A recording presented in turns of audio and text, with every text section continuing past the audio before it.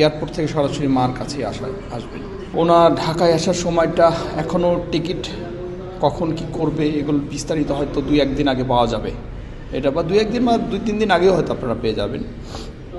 এখনও কিন্তু জানানো হয়নি, জানানোর চেষ্টা করা হচ্ছে, জানলে আপনাদের জানানো যাবে। ওনার মা, আপনার মা, আপনি বুকে হাত দিয়ে বলেন, মানুষ কিন্তু সবার আগে মা, ঠিক আছে? আপনি যদি বলেন বাবা, ঠিক আছে, বাবা আছে বাবার জায়গায়, কিন্তু ভালোবাসার জায়গাটা তো মা।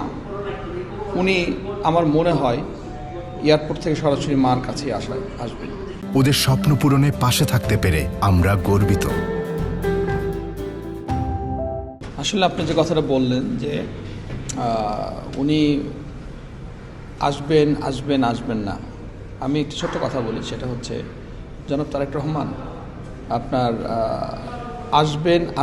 আসবেন না, তাই না? এটা কেন করেছে জানেন?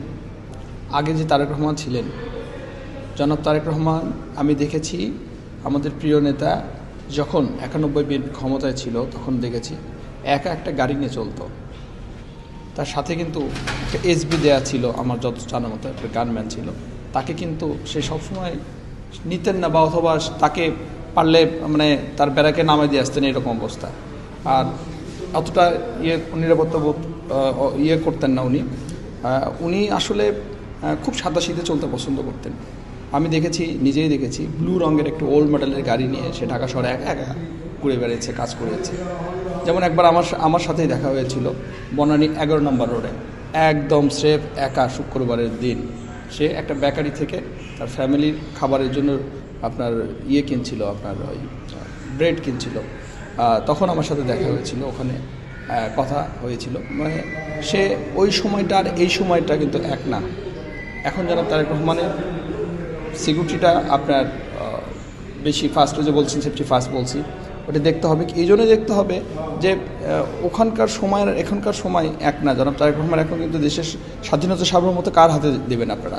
স্বাধীনতা সার্বভৌমত্ব একমাত্র আপনার বেগম খালেদা জিয়া, আমাদের প্রিয় নেত্রী বেগম খালেদা জিয়ার পরেই জনাব তারেক রহমান, আমাদের প্রিয় নেত্রী জনাব তারেক রহমান হাতে সভা পায়। আর যে আরেকটি সংগঠন আছে আমি বলবো, এই সংগঠনকে দেখেছেন আপনারা, শুনেছেন। আমি যুদ্ধের সময় জন্মগ্রহণ করিনি, আমিও আপনাদের মতোই যখন বইয়ে পড়েছি, শুনেছি, জেনেছি, এই দলটা কিন্তু স্বাধীনতার বিরোধিতা করেছে। আপনারা জেনেছেন এই দলটার জন্য অনেক মুক্তিযোদ্ধা প্রাণ গিয়েছে, অনেকে আপনার রেপের শিকার হয়েছে।